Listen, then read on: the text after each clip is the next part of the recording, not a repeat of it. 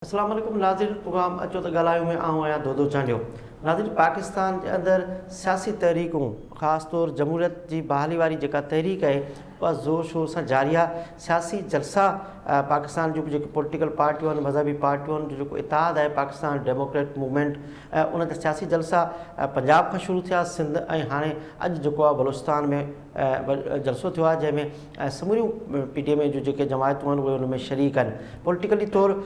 ईअं महसूसु पियो थिए त पाकिस्तान जूं सियासी पार्टियूं ऐं पाकिस्तान जी जेका हुक्मरान जमायत आहे उहे बिल्कुलु आम्हूं साम्हूं आहिनि। हिक ॿिए मथां इल्ज़ाम ऐं हिक ॿिए मथां जेके मुख़्तलिफ़ इशूज़ आहिनि उन्हनि ते हिन वक़्तु डिस्कस थिए थो पियो ऐं सख़्तु रवैयो आहे ॿिन्ही जो हिक ॿिए जे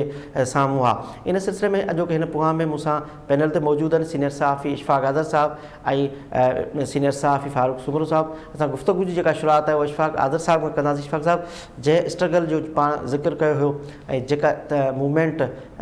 PTM जी शुरू थी हुई, उन लॻो ईअं पिए त हिकु अधु जलसो थींदो उहा का एॾी गर्मी पैदा करे कोन सघंदी, पर जेको हिन वक़्तु माहौल ठहियो आहे ऐं ख़ासि तौरु अॼु कोयटिया जेको ॿुधाए पियो, उनखां अॻु में कराची में जलसो थियो, गुजरांवाला में थियो, कोयटिया में ईअं लॻो त बलूचिस्तान हिकिड़ो काफ़ी हिकिड़ो नज़रअंदाज़ हुयो, काफ़ी अरसे खां वठी मिसिंग पर्सन जा इशूज़, ॿिया इशूज़ हुआ, पर अॼु बलूचिस्तान जे अंदरि हिकिड़ो सियासी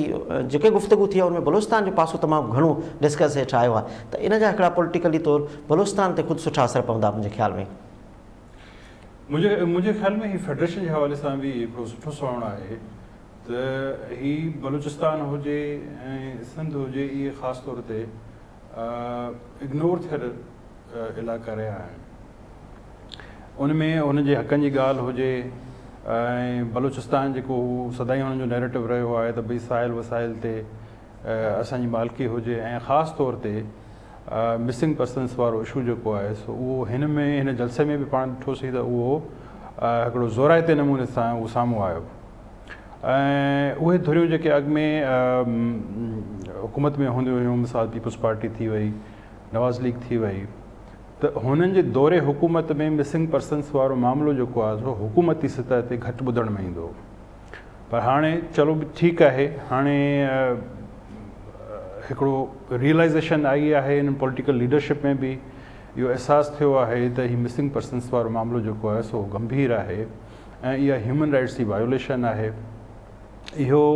पर ॻाल्हि सिर्फ़ु मिसिंग पर्सन्स जी बि न आहे, हीअ सॼे बयानी जी आहे। उहो बयानियो जेको नवाज़ शरीफ़ जेको आहे सो अख़्तियार कयो आहे ऐं ख़ासि तौर ते PTM सॼो हुनखे फॉलो करे थी पई, त उहो बयानियो तव्हां ॾिसो त हाणे पंजाब खां टपी करे सिंध में आयो, सिंध खां टपी करे बलूचिस्तान ऐं उन खां पोइ उनजो पेशावर में बि जेको आहे जलसो आहे। त हाणे हीअ चइनी सूबनि में उहो हिकिड़ो ई बयानियो जॾहिं इन तरीक़े सां, इन अक्सरियत सां, इन ज़ोराइते नमूने सां गूंजे थो, त पोइ उनजो जेको इको आहे उहो ज़ाहिर आहे उन्हनि धुरनि लाइ तमामु परेशान कंदड़ ॻाल्हि आहे ऐं इहा का एतिरी मामूली ॻाल्हि कोन्हे। बिल्कुलु इको ते गुफ़्तगू कंदासीं, पर फारूक साहब, पाण कोयटा जी ॻाल्हि पिया कयूं त काफ़ी ॼण मेन स्ट्रीम खां सफ़ा बलूचिस्तान साइड ते वियो, पर हीअ जेका मूवमेंट आहे जेका PTM जी आहे उन अॼु ईअं लॻो त मरियम नवाज़ खां वठी, बिलावल भुट्टे खां वठी, मौलाना फज़ल रहमान खां वठी, जेके मज़हबी पार्टियूं हुयूं या जिन जो एतिरियूं इन इशूज़ ते अॻु में न ॻाल्हाईंदियूं, उन्हनि जो साॻियूं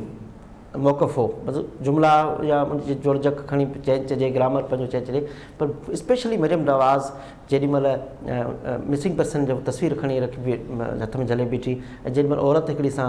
ॻाल्हाई ऐं पोइ वरी चई त उन वक़्तु बि न रुनसि जॾहिं मुंहिंजी माउ गुज़ारे वई या मूंखे जेल में विधो वियो, मुंहिंजे पीउ खे जेल में विधो वियो, पर अॼु आउं रुनी आहियां। ऐं उन टाइम ते हिकिड़ो माहौल अहिड़ो जलसे जो जेको जुड़ियो त लॻे थो त बलूचिस्तान खे, जीअं इशफ़ाक़ साहिबु चयो त हिकिड़ो हिन सां एज़ ख़ुदि बलूचिस्तान जी सियासत खे वॾो फ़ाइदो थींदो हिन जलसे सां। बिल्कुलु दादा जी, तव्हां सही था चओ। तव्हां हिकिड़ो ॾिसो त बलूचिस्तान जो कॉम्प्रेस कॾहिं बि पाण खे पार्लियामानी सियासत खां परे न कयो आहे, जंहिंजो फ़ाइदो अॼु तव्हांखे हिन स्टेज तां नज़र आयो पिए त जेको आवाज़ु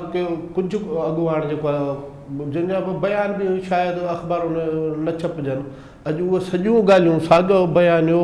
ऐं मिसिंग पर्सन जे हवाले सां एॾो वॾो आवाज़ु थी हिन स्टेज तां आयो आहे, त इहो मुंहिंजे ख़्याल में कॉम्प्रेस्तनि खे इहो सम्झणु घुरिजे त जॾहिं बि पंहिंजो पाण खे जमहूरी जिदोजहद खां पासीरो कंदियूं आहिनि, सम्झियो त क़ौमी हक़ जेको आहे जमहूरी जिदोजहद सां लाॻापियल न आहिनि, उन जो इहो वॾो मिसाल आहे त तव्हांजा जेके बि क़ौमी हक़ आहिनि उहे जमहूरी जिदोजहद सां ॻंढियल आहिनि ऐं उनजो फ़ाइदो थिए थो। मिसाल मरियम नवाज़ जेकॾहिं अगवा थियल या गुम थियल माण्हुनि जी तस्वीर खणी उन्हनि जे ॿारनि सां बीहे थी त इहो किथे वञी हिट कंदो, केतिरे हद ताईं इन जो जेको असरु पवंदो। बनिस्बत इन जे भली तव्हां 4 ॾींहं कोयटा में हड़ताल पई हुजे उनजो एॾो असरु न थींदो जेॾो जेकॾहिं मरियम नवाज़ हिकिड़े तकरीर करे थी मिसिंग पर्सन ते, उनजो लाउड आवाज़ु वधीक थिए थो। त उन करे असांजे क़ौम परस्तनि खे जेके बलोचिस्तान जे क़ौम परस्त आहिनि उन सां इंतिहाई घणियूं, बलोचिस्तान असांजो सभिनी खां वधीक पुठिते पयल इलाइक़ो आहे, उनखे वधि में वधि ज़्यादतियूं थियूं उनजे वसीलनि खां वठी उनजे मैदनियात खां वठी उन सां ज़्यादतियूं थींदियूं रहियूं आहिनि, पर उन जे हूंदे बि उन्हनि पार्लियामानी पासो न छॾियो आहे ऐं उनजो फ़ाइदो अॼु उन्हनि खे उहो नज़र अचे थो त उहा कामयाबी हिन में हिकिड़ो फ़र्क़ु आहे, रुॻो मिसिंग पर्सन न हो पर असांखे माज़ी जा जेके क़ौम परस्त जा इताद थिया पूनम हो या ॿियनि क़िस्म जा जेके इताद हुआ उन में जेका गुफ़्तगू थींदी हुई अॻे ही जेके वफ़ाक़ी पार्लियामानी पार्टियूं इताद कंदियूं हुयूं त उन्हनि में इहा गुफ़्तगू घटि ॿुधण में ईंदी। हिन भेरे असांखे उहा ॿुधण में अचे थी त सुई मां गैस जो बि ज़िक्र थिए थो, बंदरगाहनि जो ज़िक्र थिए थो, ॿेटनि जो जेको आहे उहो ज़िक्र थिए थो, बिजली जो थिए थो, थर जे कोयले जो थिए थो ऐं उन सां गॾोगॾु ॿोली कल्चर जीअं कराची जे जलसे में सकाफ़त जो ज़िक्र थियो, महमूद खान चक जी ॻाल्हि कई त सूबा ॿोलियूं जेके आहिनि क़ौमी ॿोलियूं आहिनि उनखे तव्हां अहमियत नथा ॾियो, त ॼण त हिन में जेके सूबनि जा नंढनि सूबनि जा हक़ हुआ उहे हाणे ख़ुदि वफ़ाक़ी जेके वॾियूं पार्टियूं आहिनि नवाज़ लीग ऐं पाकिस्तान पीपल्स पार्टी उन्हनि वटि बि डिस्कस सेट आहिनि। मतिलबु असांजूं जेके बि पॉलिटिकल या पार्लियामानी सियासत कंदड़ वफ़ाक़ी पार्टियूं रहियूं उन सदाई उन जेको क़ौमुनि जे हक़नि खां इनकार कंदियूं रहियूं आहिनि या उन्हनि खे ईअं खुली न ॻाल्हाईंदियूं रहियूं, पर इहा हिकिड़ी सियासी मेच्योरिटी आहे। जेके जेके पार्टियूं बि इक़्तिदार में रहियूं आहिनि उहे इक़्तिदार में सदाई रहियूं आहिनि, पर उहे सदाई चवंदियूं आहिनि त असांखे अख़्तियार न मिलियो आहे। उहे उन पंहिंजे तजुर्बे मां सिखियो आहे उन्हनि त उहे जेके क़ौमुनि जा हक़ आहिनि या जेके वफ़ाक़ जूं इकाइयूं आहिनि उन्हनि खे नज़रअंदाज़ करे तव्हां ज़ोरी उहो वफ़ाक़ नथा ठाहे सघो। उन करे उनजे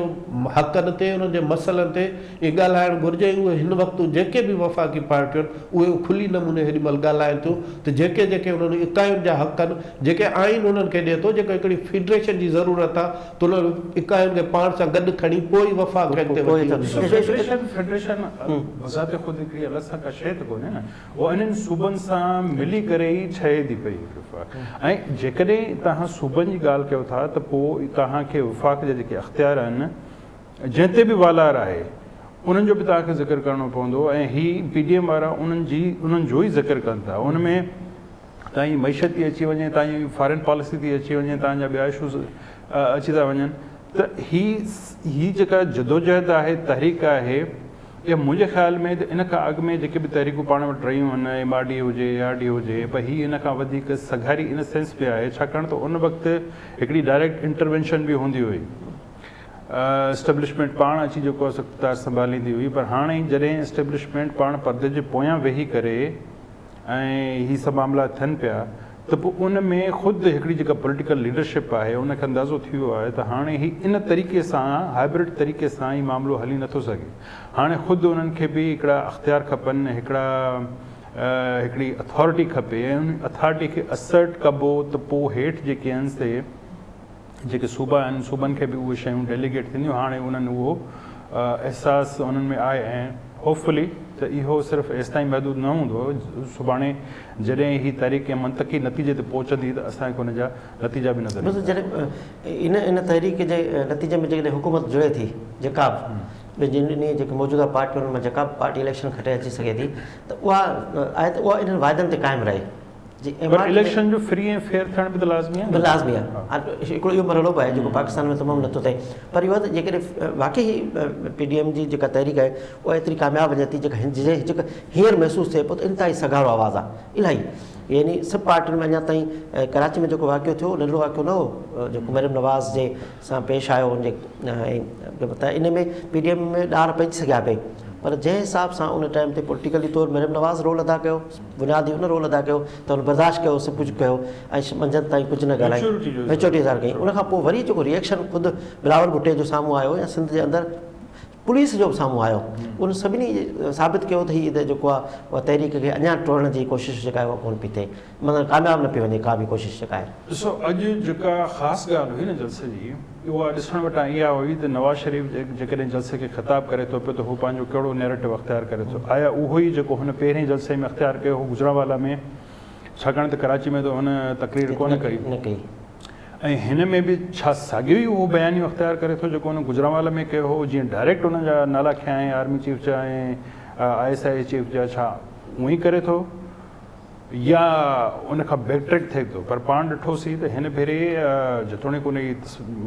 तकरीर जेको आहे सो नशर करण जी इजाज़त न हुई न थी, पर जेका बि सोशल मीडिया ते ऐं ॿियनि रिसोर्सिस सां हली साम्हूं आई ऐं उन्हनि में तव्हां उन सभिनी ॾिठो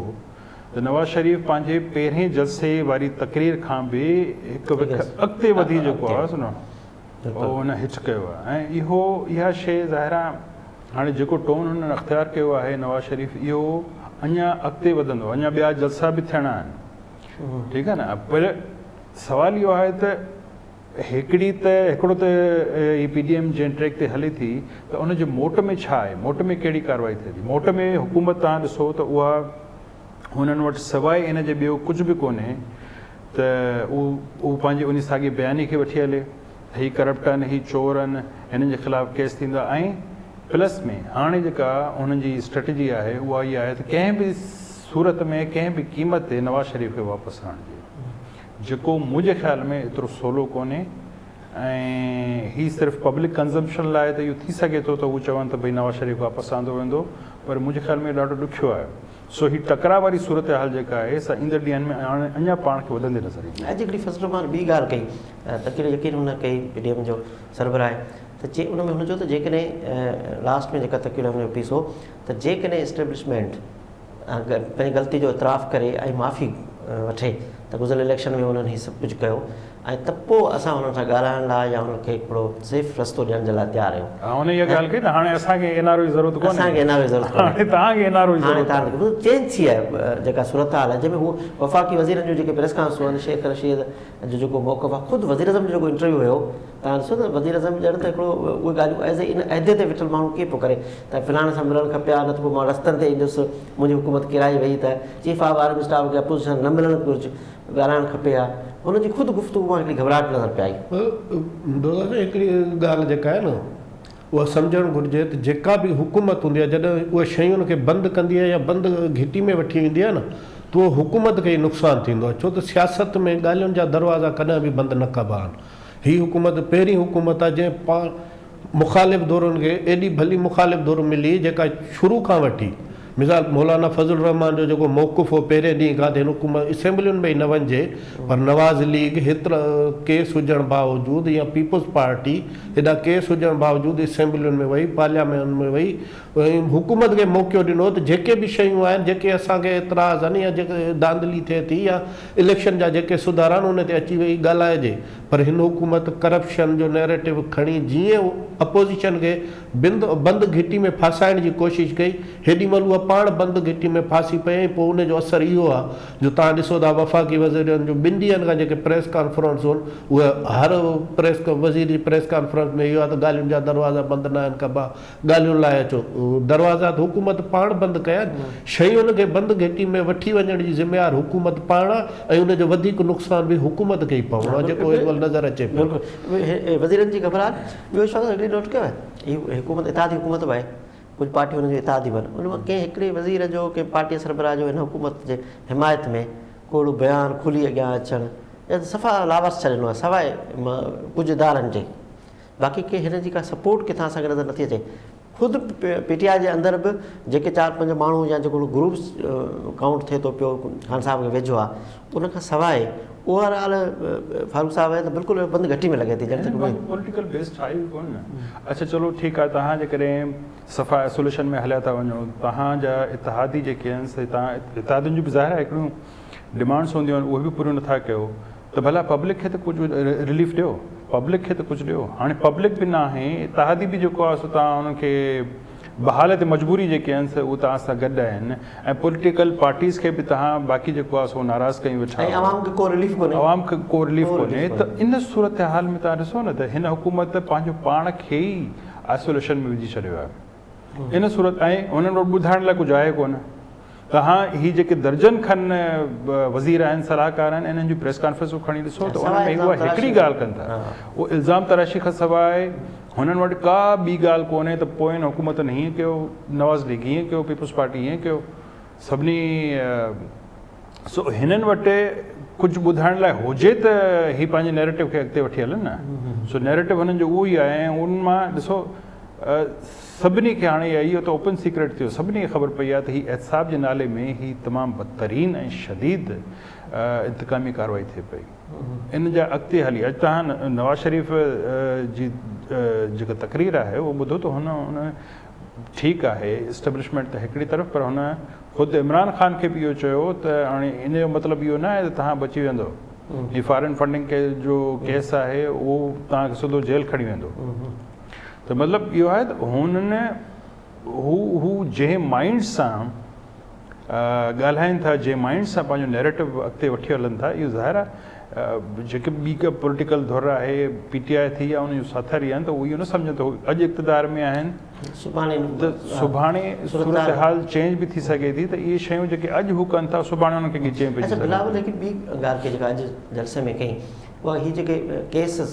जो एहतसाब जो जेको नालो आहे, जंहिंजो सॼो फोकस जेको हिन हुकूमत जो आहे, त उन में जेकी सुप्रीम कोर्ट हुकुम ॾिनो आहे त केस डेली रोज़ाना बुनियाद ते ॿुधायो, त हुन चयो त रुॻो इहे छो, पोइ मिसिंग पर्सन जा, पोइ अकबर बुगटी जो केस, पोइ शहीद मोहतरमा बेनज़ीर भुट्टो जो केस ऐं ॿिया खोड़ केस जेके आहिनि उहे डेली बेसिस ते ॿुधाया वञनि। ऐं ख़ुदि जेको नेब चेयरमैन आहे उहो मिसिंग पर्सन कमीशन जो सरबराह आहे, मुंहिंजो जेको माण्हू ख़ुदि हिन वक़्तु इंतकामी कार्रवाइनि में मुलविस आहे या ख़ुदि पॉलिटिकल पार्टियुनि जे ख़िलाफ़ु इस्तेमालु थिए पियो, उहो उन कमीशन खे कहिड़ो रोल ॾेई सघंदो। तंहिं करे उन मां लॻो त हीअ जेको पतो इस्तेमालु कनि था अपोज़िशन वटि उनजो जवाबु सुठो आहे, मौक़िफ़ स्टैंड रखनि था, यानी हुनजो जेको मौक़िफ़ अचे थो उहो हुननि खे हुकूमत खे उहे देरी नथा कनि उन में, पर जवाब बि हुकूमत वटि जेको आहे अपोज़िशन जे ख़िलाफ़ु सवाइ इल्ज़ाम जे ॿियो को ॻाल्हाइण जी का शइ नज़र नथी अचे। हू सीज़न माण्हू आहिनि, एतिरे अरसे खां हुकूमतनि में रहिया आहिनि, हुननि खे त माना जीअं चइबो न सदी में दाई खां दोन कुझु जेको न हूंदो आहे, त हुनखे त सभु ख़बर आहे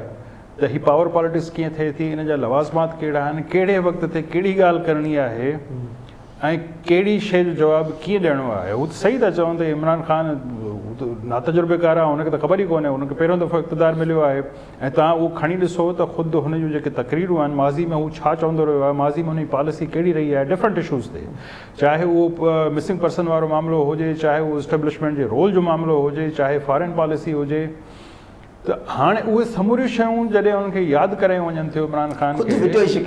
जी शिकिल में, त बाबा हीअ दस्तावेज़ी शिकिल, ईअं त न आहे त उहो सियाको सबा खां हटियल का ॻाल्हि आहे, उहो वीडियो जी शिकिल में उहे रिकॉर्ड ते मौजूदु आहिनि उहे शयूं, ऐं उनखां हू हमरा कीअं फिरी वियो आहे, कीअं यू टर्न वरितो अथसि। बिल्कुलु इमाम साहिब ते ॻाल्हि ॿोल कंदासीं, नाज़रीन गुफ़्तगू जो सिलसिलो जारी आहे, वठंदा हिकिड़ो नंढो break. Welcome back. Farooq sahib, break खां पहिरीं पाण ॻाल्हायो पियो कोटिया वारे जलसे ते, टियों वॾो जलसो, टई जलसा कामयाबु, कराची जो जलसो थियो, गुजरात वारा जो चयूं त हीअ ज़बरदस्त आहे, कराची कीअं थींदी, कराची थियो, कोटिया, टिनी जलसनि में हिकिड़ो नंढा नंढा वाक़िया बि थिया थोरा घणा, ऐं हुकूमत तरफ़ां या ॿियनि तरफ़ां। कोटिया जलसे में कुझु गुफ़्तगू वधीक थी, यानी गुजरात वाला में वफ़ाक़ी सरकार खे तनक़ीद निशानो बनायो वियो, कराची ॿेटनि जो उते ज़िक्र थोरो निकितो, कुझु सूबाई इशूज़ निकिता, कराची जलसे में कुझु वधीक गुफ़्तगू थी, डॉक्टर मालिक कई, महमूद ख़ान अचरज़ई कई, अताउल्ला मैंगल कई,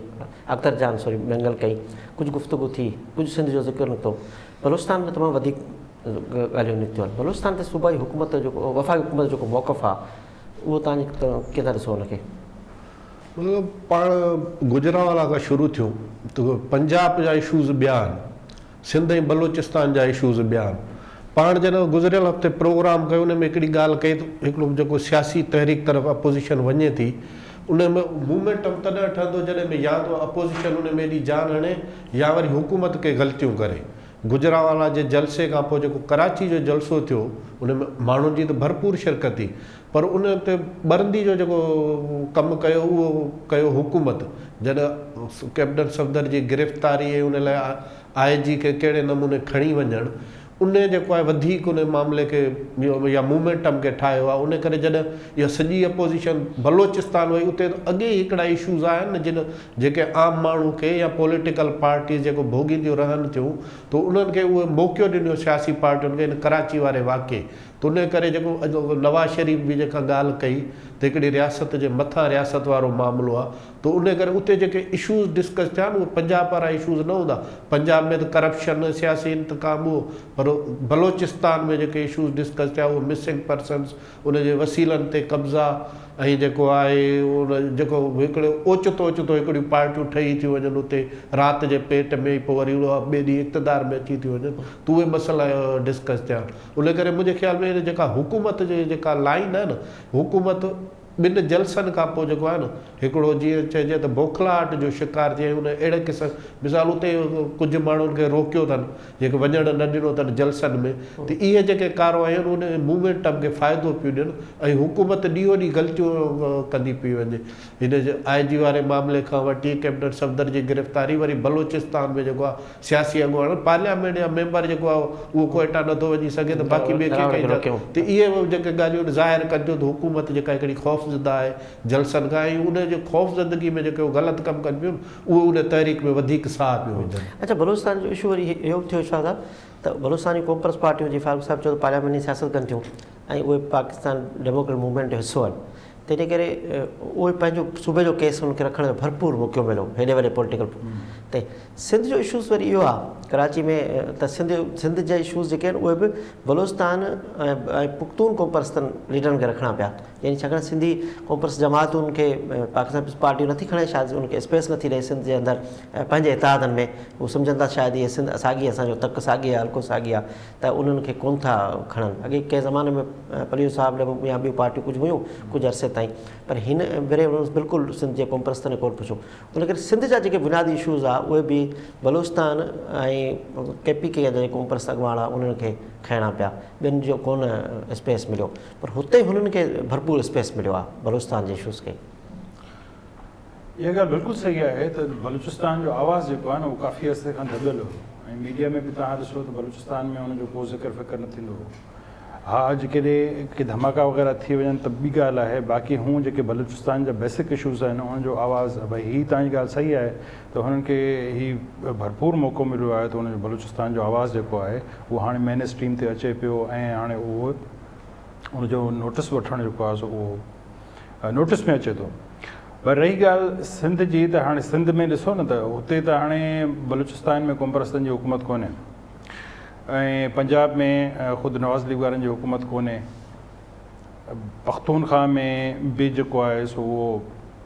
सिंध में जेके पार्टियूं हुन में शामिल आहिनि उनमें टिनी सूबनि में कंहिंजी हुकूमत कोन्हे, सिंध में पीपल्स पार्टी जी हुकूमत आहे। हाणे सिंध में हिकिड़ा इशूज़ उहे आहिनि जेके डायरेक्ट माण्हुनि सां लॻापियल आहिनि इशू, हाणे उहो उन जी ज़िम्मेवार त ख़ुदि सिंध सरकार आहे, पीपल्स पार्टी सरकार आहे। जेके ॿिया इशूज़ आहिनि जेके डायरेक्ट वफ़ाक़ सां वास्तो रखनि था, जिन में NFC आहे, बेटनि वारो मसइलो आहे, ऐं ओवरऑल हिकिड़ो अरिड़हीं तरमीम वारो मामिलो आहे, त उहो ज़ाहिर आहे उहो पीपल्स पार्टी खणे थी पई, हाणे उहो एतिरी शिदत सां खणे थी नथी खणे उहो माण्हू पाण ॾिसनि था। पर हिकिड़ी ॻाल्हि जेका आऊं हिन में जेका फारूक बि ॻाल्हि कई न, त हीउ मामिलो जेको रिएक्शन जो आहे त हिकिड़ी हद ताईं वफ़ाक़ी हुकूमत टॉलरेट कयो आहे त जेके जलसा थियनि था उनखे स्पेस ॾिनऊं, गुजरांवाला में तव्हां ॾिठो उनखे स्पेस मिलियो, कराची में उनखे स्पेस मिलियो, कोयटा में बि टू सम एक्सटेंट हुनखे स्पेस मिलियो, हुनखे ड्रेजाणनि जी पंहिंजे तौर ते हुन कोशिशि कई हुई त भई दहशतगर्द हमला थी सघंदा। अॼु बि तव्हां ॾिठो त कोयटा में ब्लास्ट थियो, त ही 3-4 जलसा जेके आहिनि सो उन्हनि सस्टेन कया आहिनि। पर हाणे पहिरियों जेको हू चवंदा हुआ त भई घबराना नहीं है, त लास्ट इंटरव्यू में तव्हां पाण ॿुधो त इमरान ख़ान एतिराफ़ कयो त मुंहिंजी पार्टी जा माण्हू बि जलसा ॾिसी करे घबराइणु शुरू थी विया आहिनि। सो हीअ घबराहट अञा वधंदी त मुंहिंजे ख़्याल में हाणे जेको आहे, जीअं शेख रशीद बि हाणे ताज़ो हिकिड़ो ट्वीट कयो त भई नवाज़ शरीफ़ लंडन मां वेही करे मुल्क में इंतशार फैलाए थो, ऐं इंतशार फैलाइण जो पाकिस्तान में ज़रियो जेको आहे सो मरियम नवाज़ आहे, तंहिं करे मरियम नवाज़ खे गिरफ़्तार करणु घुरिजे। त को ॿई न आहे त सुभाणे परीहं असांखे अहिड़े क़िस्म जूं गिरफ़्तारियूं जेको आहे सो नज़र अचनि, मरियम नवाज़ बि गिरफ़्तार थिए, ऐं अहिड़ा ई ॿिया जेके PDM जा अॻुवान आहिनि उहे बि गिरफ़्तार थियनि, छाकाणि त हुननि वटि इन खां सवाइ ॿियो को टोड़ मूंखे सम्झ में नथो अचे त हुकूमत वटि कहिड़ो जेकॾहिं जलसनि खे रोके न सघे। हिते थोरो इख़्तिलाफ़ कयां, PDM ठहण खां पहिरीं गिरफ़्तारियूं ईज़ी हुयूं, कयूं सही, मरियम नवाज़ खे गिरफ़्तार कयूं, हाणे हिकिड़ो इताद ठही वियो आहे, ऐं हींअर हाणे तमामु हिकिड़ी सुठी हुन स्टेज ते या हिकिड़े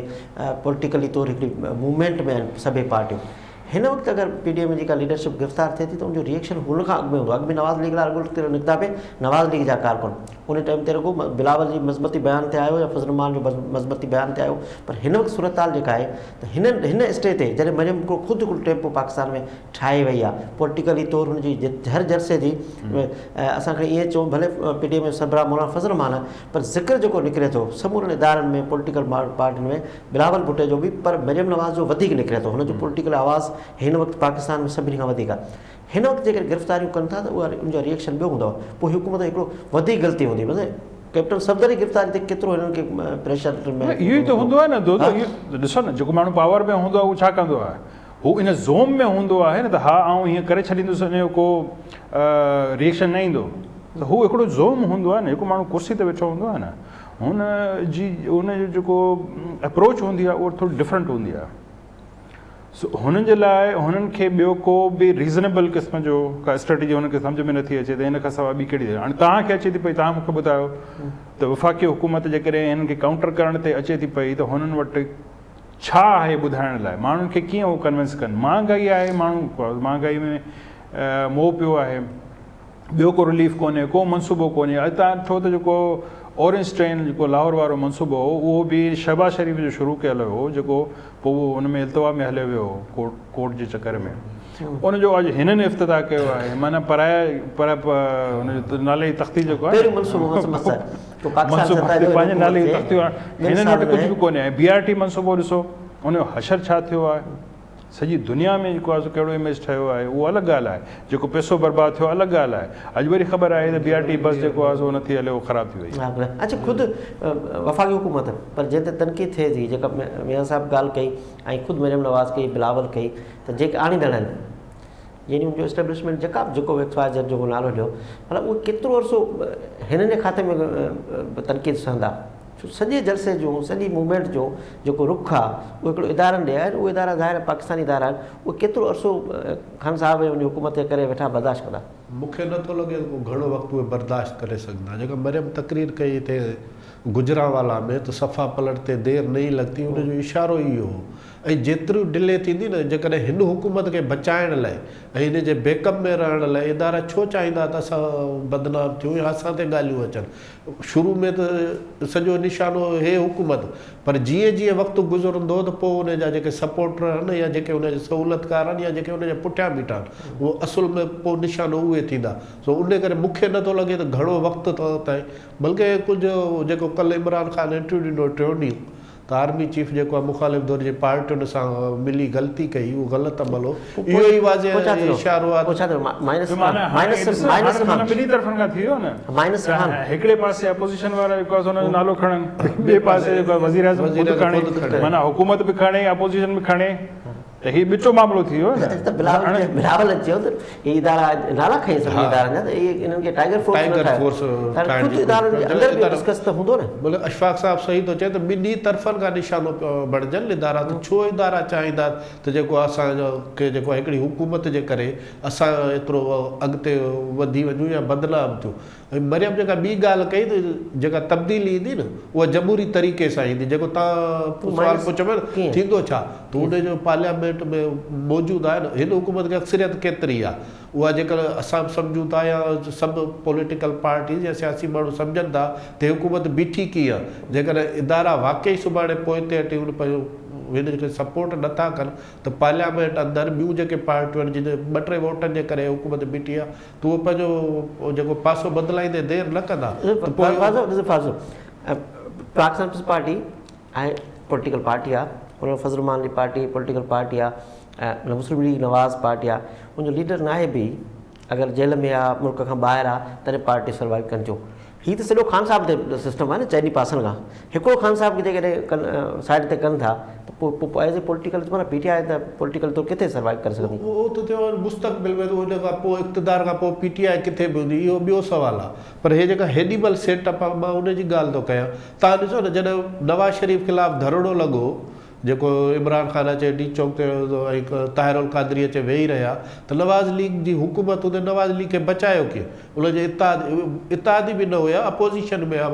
पीपल्स पार्टी वारा, जेको ख़ुर्शीद सां अॼु ताईं चए थो त मूंखे उन जेको नवाज़ शरीफ़ हुकूमत जी सपोर्ट करण जी जेका सज़ा पई मिले, जो जेको उनजी ज़मानत ई नथी थिए, जेल में वेठो आहे थियो अञा ताईं, त हिन हुकूमत जो इत्तादी किथे आहिनि? जेकॾहिं केरु इदारनि ते ॻाल्हाए थो त उन लाइ को हिकु ॿ बयान को परवेज़ इलाही ॾेई थो छॾे, पर जेका हुकूमत ते तनक़ीद थी थिए या हुकूमत ख़िलाफ़ु केरु ॻाल्हाए थो त उनजा इत्तादी MQM किथे आहे, परवेज़ इलाही किथे आहे, या ॿिया जेके उनजा इत्तादी आहिनि उहे किथे आहिनि, उहो त केरु ॻाल्हाइण लाइ तयारु ई कोन्हे। सो मूंखे नथो लॻे त हिन हुकूमत सां पंहिंजा इवन इत्तादी बि वेंदा, उन्हनि जो त ज़ोरी निकाह कयो आहे या उहे ख़ुदि ॾिसंदा त हूंदा न, त को कमु नथो थिए। GDA ख़ुदि चए थी त असांजो को नथो थिए, बयानु जारी करे चुका आहिनि त असांजो को कमु कोन्हे। MQM वज़ारतूं मिलियल आहिनि त उन्हनि वज़ारतुनि में उन्हनि खे इख़्तियार कहिड़ा आहिनि, इख़्तियार किथे आहिनि? तरक़ियाती मनसूबा वग़ैरह उहो त आहिनि ई कोन, उहो मुल्क में नाले मात्र आहिनि। बाक़ी हाणे ॾिसो ॻाल्हि इहा आहे त जेकॾहिं हिननि इहो मोमेंटम ठाहे वरितो त पोइ लामहला जेको हू शेख रशीद चए पियो त डिसंबर में जेको आहे सो उखाड़ पिछाड़ थींदी, उखाड़ पिछाड़ थींदी, उथल पुथल थींदी। हाणे ॿिन्ही तरफ़नि हिकिड़ी ज़ूमाना ॻाल्हि करे वियो त या त पोइ हुकूमत खे ख़तरो आहे ख़ुदि, या पोइ अपोज़िशन जेको आहे सो उहो सॼी जेका पॉलिटिकल क़यादत आहे उहा गिरफ़्तार थींदी पर कंहिं बि सूरत में। छाकाणि त तव्हां ॾिसो त आर्मी चीफ हिकिड़ो रिज़ॉल्व करे चुको आहे त हिन मुल्क में असीं अदम इस्तेहकाम नथा चाहियूं। हाणे सूरत हाल जेकॾहिं कन्फ्रंटेशन ॾे वेंदी त अदम इस्तेहकाम त लाज़मी हुनजो हिकिड़ो नेचुरल नतीजो थींदो न। सूरत हाल टकराव में ईंदी त पुछा थींदो जॾहिं वञे पई ऐं उनखे जेकॾहिं वठी वञणु ॾिनो वियो त पोइ हिननि जे जेका सूरत हाल पाण इमरान ख़ान जी अने हुकूमत जी ॾिसूं था उन्हनि जे त बस ई ॻाल्हि ई कोन्हे त हीअ जेके जंहिं नमूने सां हीअ मूव ठाहे हलंदा ऐं ज़ाहिर आहे माण्हू ख़ुदि माण्हुनि जी उनखे हिकिड़ी अल्टीमेट सपोर्ट बि मिलंदी। माण्हू ख़ुदि हिननि जी पॉलिसियुनि खां तंग आहिनि, माण्हू आम ग़रीब माण्हू जेको आहे सो हाणे ॾिस न हू समूरा जेके बि पॉलिटिशियंस आहिनि उहे पंहिंजी तक़रीरनि में उहो ज़िक्र अधु ज़िक्र जेको आहे सो उहो आवाम जी उन्हनि मुश्किलातुनि जो कनि था त जेके अटे खंड ऐं हिननि जे अघनि में ॿधल आहिनि हू इनखे थोरी था ॾिसनि त हाणे मुल्क में जेकॾहिं तामीराती शोबो खुली वियो आहे ऐं हिकिड़ा अॾावती मामला शुरू थिया आहिनि त उनजो आम माण्हू जी ज़िंदगी ते कहिड़ो असरु थो पए। हू त अफोर्ड नथो करे सघे, हू त किरायो नथो ॾेई सघे। बिल्कुलु। अच्छा हिनमें हिकिड़ो ॿियो इशू पाण हीअ मूवमेंट आहे सूबर ताईं वञे थी, अगरि गिरफ़्तारी नथियूं थियनि, अगरि हुकूमत जेका अपोज़िशन आहे उहा पंहिंजी पॉलिटिकली फोर्स एतिरो मंझराए वञे थी त ॿ ऑप्शन हूंदा आहिनि। हिकिड़ो इहो आहे त जा हाउस जे अंदरि तब्दीली अचे, जेको ख़ान साहब या जेको बि वञणु चाहे हुनखां पोइ बि अचे। ॿियो इहो हूंदो आहे त इलेक्शन थिए पाकिस्तान जे अंदरि। अपोज़िशन जो हिन वक़्तु ताईं जेको ज़ोर आहे उहो जेको तकियुनि मां हिन मां सब्शन लॻे थो त साफ़ शफ़ाफ़ इलेक्शन थिए फलाणो थिए। हिननि हालतुनि में इलेक्शन त वरी ॿेड़ी थींदी, रिज़ल्ट जेके हू चाहींदा उहा आणींदा। अब इहो सिस्टम जेको आहे न ॾिसो हुन हुकूमत में जेके शयूं थियणियूं हुयूं या थियणु घुरिजनि आहे जंहिंमें सॼो तव्हांजे इलेक्शन जो जेको साफ़ शफ़ाफ़ सिस्टम ठाहिण वारो मामिलो हो उहो अञा रुकियो पियो आहे। घणेई मामला जेको आहे हिन हुकूमत रोले छॾिया आहिनि जेके ठीकु थियणु खपनि आहे। पर ॾिसो हुननि टारगेट फ़िलहालु इहो ठाहियो आहे त हीअ हुकूमत वञे उन खां पोइ ॾिसूं था ॿियो मरहलो कहिड़ो थो अचे। चाहे मिड टर्म चूंडुनि जो अचे थो पियो घणे भाङे जेको आहे सो हुननि जी ख़्वाहिश बि इहा आहे अपोज़िशन पार्टियुनि जी त मिड टर्म इलेक्शन्स थियनि। हाणे उहो केतिरे क़दुरु उहो उनजे साफ़ शफ़ाफ़ थियण जी गारंटी जेको आहे सो उहो कीअं हुजे थी ऐं कहिड़ी हुजे थी पई इहो बहरहाल ईअं बि थी सघे थो हिकिड़ो ॿ इत्तेहादी टुटी वञनि ऐं चवनि असांखे ख़ान साहब सही न आहे न अचनि, अक्सर थी वेंदी। पार्लियामेंट में अंदरि चेंज जो त इम्कान आहे, उहो थी सघे थो बिल्कुलु। अक्सर थी वेंदी। ॿियो जेको तव्हां ॻाल्हि कयो था ईंदड़ इलेक्शन जो कहिड़ी ज़मानत हूंदी त साफ़ शफ़ाफ़ हुजे त हे जेको प्रेशर आहे मुंहिंजे ख़्याल में हे रुॻो हुकूमत हटाइण लाइ न, उहो अॻियां जेका इलेक्शन ईंदी उन लाइ बि आहे। हिन जेको मोमेंटम ठाहियो आहे न हीअ जेका तहरीक आहे न इहो त हाणे हू बि सम्झनि था त हीअ इमरान ख़ान जे लाइ न आहे। इहो त बार बार हुनखे मुखातिब करे बि चवंदा पिया बाबा तो असांजे हुन निशाने ते न आहे, ॿिया जेके तोखे आणींदड़ आहिनि। मामिलो या डायलॉग उहो थियणो बि जेकॾहिं आहे त उहो उन्हनि सां ई थियणो आहे। अच्छा ख़ुदि आणींदड़ इहो न सोचींदा हूंदा त नवाज़ लीग कहिड़ी पिस्ट बीठी आहे, पिस पार्टी किथे बीठी आहे, असद ज़रदारी खे मौक़ो ॾिनो अलाई तरमीम जे आंदई त खोड़ इशूज़ हुन लाइ त पैदा थिया न, हुन लाइ थिया। ऐं नवाज़ शरीफ़ ख़ुदि जंहिं बीठो आहे स्टैंड ते, जंहिं ॻाल्हि ते मौक़फ़ ते बीठो आहे त अहिड़े ॾुखे वक़्त में सवाइ PTI जे हुननि जो ॿियो को सहारो कोन्हे। PTI में कीअं हथु कढंदा, सफ़ा हथु कढी छॾंदा, सॼे प्रेशर मां अची सॼो जान करे। जेकॾहिं PTI में हथु नथा कढनि त पोइ छा? पोइ या जेको अदम इस्तेकाम आहे या जिदोजहद आहे या PTM चुप करे वेही रहे त पोइ PTI हुकूमत पई हले PTI में हथ कढनि था पिया त PTI त ख़ुदि जेको आहे माण्हू वठी रस्तनि ते निकिरी ईंदो इमरान ख़ान चयो हुकूमत जेकॾहिं आई त मां हुनखे बि हलण न ॾींदुसि PTI छा कंदी मिसाल हाणे माण्हू खे वठी छा चवंदो रोड ते इमरान ख़ान जेकॾहिं माण्हुनि खे रोड ते वठी अची वेहे त हू छा ॻाल्हाईंदो त भई मूंखे हुकूमत उहो साॻियो नैरेटिव अख़्तियार कंदो जेको नवाज़ शरीफ़ खे मुंहिंजे क्यों निकाला इन खां सवाइ न इहो हाणे माण्हू ख़ान साहिब जे घटि में घटि वाता इहो माण्हू हाणे ॿुधणु कोन चाहींदा त मूंखे मुंहिंजे क्यों निकाला मतिलबु ख़ान साहिब सां माण्हू छो गॾु हूंदा ॿ शयूं हूंदियूं आहिनि न जेके पॉलिटिकल पार्टीज़ खे माण्हू सां पाण गॾे हलंदियूं आहिनि हिकिड़ो हुनजो सियासी बयानियो ॿियो या वरी आम आवाम खे रिलीफ हे ॿई शयूं जेको आहिनि ख़ान साहिब मुंहिंजे ख़्याल में ॾियण में नाकाम वियो आहे करप्शन इहो इलाही पाकिस्तान ठहण खां वठी इशू रहियो आहे हुनखे कंहिं हद ताईं त इस्तेमालु कयो ऐं उहो थियो बि 2-2.5 साल हली वियो हाणे हुनखे वधीक नथो हलाए सघिजे ॿियो इहो आहे तव्हां माण्हुनि खे छा ॾिनो माण्हू जेको अॻु में चङे नमूने गुज़ारो करे सघंदो उहो जॾहिं तंग थी वियो आहे अॼु मौलाना फज़ल रहमान साहिब जेको चयो त वरी गैर पार्लियामेंटी लफ़्ज़ जो इस्तेमालु कई त तव्हांजी ॻाल्हि सही आहे त ॿुधाइण लाइ कुझु बि न आहे पर पॉलिटिकली तौरु जेके बि माज़ी में असां ॾिठो आहे त डायरेक्ट अची अस्सलाम वालेकुम थींदो आहे पाकिस्तान ज़िंदाबाद जो नारो बि लॻी वेंदो पर हाणे आइनी तौरु ऐं ख़ुदि इंटरनेशनली जेका सूरत हाल आहे उन में इन क़िस्म जो रस्तो हाणे किथे बि नज़र कोन थो अचे त को अचे ईंदो वरी बि इहा ई पॉलिटिकल फोर्स काफ़िली कोन ठाराए सघिया मिसाल तौरु हिन भेरे पेट्रियाट न ठही सघी ख़ुदि की वॾी तोड़ फोड़ ॿिन्ही पार्टियुनि जे अंदरि कोन अची सघे जेके पार्लियामानी वॾियूं पार्टियूं अचनि थियूं ऐं मज़हबी पार्टियुनि खे पाण सां गॾु राज़ी न करे सघिया जमा इस्लामी भले हिन सां गॾु कोन्हे पर नाराज़ वेठी आहे ॿियूं पॉलिटिकल पार्टियूं बि नाराज़ वेठियूं आहिनि त इन करे जेके माण्हू जिन तरफ़ ही इशारो कनि था या जिते ॿिया साहिब ॿिया तनक़ीदूं कनि था उन्हनि वटि त पतो ई कोन्हे ॿियो को मुंहिंजे ख़्याल में असांजे जेकर तव्हां पंहिंजी सियासी तारीख़ ॾिसंदव न पाकिस्तान जी त को वक़्तु ईंदो आहे साई पटण जो इस्टेब्लिशमेंट लाइ बि ऐं सियासी पार्टियुनि लाइ बि मुंहिंजे ख़्याल में इस्टेब्लिशमेंट या सियासी उहो जेके ताक़तवर धुरियूं आहिनि उन लाइ हे जेको आहे न उहो साई पटण जो वक़्तु आहे पोइ हाणे केतिरो थियूं पटनि बहरहाल हुनखे साई पटणी पवंदी थोरो पोइ ते हटिणो पवंदो सियासी पार्टियुनि खे अॻियां अचणु ॾियणो पवंदो पोइ वरी सियासी पार्टियुनि जा त उहो जेको स्पेस हेॾीमहिल हुनखे मिले थो इन जिदोजहद जे करे या आम माण्हुनि जे तंग थियण जे करे या PTI जे जेके नाकाम पॉलिसियुनि जे करे त उन ते केतिरो कब्ज़ो बरक़रार रखे सघंदियूं उहो अञा ईंदड़ वक़्तु ॿुधाईंदो पर बहरहाल हे जेको आहे न मुंहिंजे ख़्याल में ताक़तवर धुरियुनि लाइ थोरो साई पटण जो ॿियो थी सघे थो ख़ुदि पाकिस्तान डेमोक्रेट मूवमेंट जेका आहे इन में अॻियां हली इख़्तिलाफ़ थिए थो बहरहाल कोशिशि त थिए पई ऐं कोशिशि त ज़रूरु जेको आहे कई वेंदी त कंहिं न कंहिं तरीक़े सां हिननि में हिकिड़ा डिफरेंसिस क्रिएट थियनि ऐं इहो तव्हां जेको कैप्टन सफदर वारी गिरफ़्तारी हुई इहो बि हिकिड़ो मज़र करे तव्हां सम्झी सघो था त हीअ बि इन्ही सिलसिले जी हिकिड़ी कड़ी हूंदी ऐं थी सघे थो अॻिते हली अहिड़ा ॿिया मामलात अहिड़ा ॿिया इशूज़ जेको आहे सो हुन में उभारण जी कोशिशि कई वञे सो इन में को शक कोन्हे त बिल्कुलु इहा थींदी त हिन जे कंहिं बि तरीक़े सां छाकाणि त ॿियो त को आहे कोन पोइ या त पोइ सख़्ती कनि या त पोइ टकराव में वञनि या त पोइ हुननि खे जलसा न करणु ॾियनि हुननि खे मुज़ाहिर छाकाणि त जलसनि खां पोइ हुनजो वरी मुज़ाहिरनि जो प्रोग्राम बि आहे जेको कमज़ोर विकेट आहे उहा पाकिस्तान पीपल्स पार्टी आहे पाकिस्तान डेमोक्रेटिक मूवमेंट जिन वटि सिंध में हुकूमत आहे यानी विञाइण लाइ सभु कुझु आहे ॿियनि वटि विञाइण लाइ कुझु कोन्हे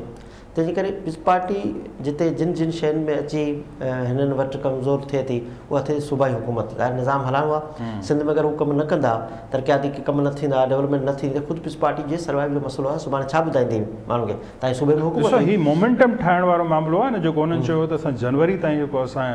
उन्हनि जो मुज़ाहिरनि जो ऐं जलसनि जो आहे हाणे जेकॾहिं इन सां बि किसो न थियो त पोइ अॻिते हली हिननि खे लामहाला सख़्तु फ़ैसिला करणा आहिनि जिन मां पोइ इस्तीफ़ाउनि वारो ऑप्शन बि शामिलु आहे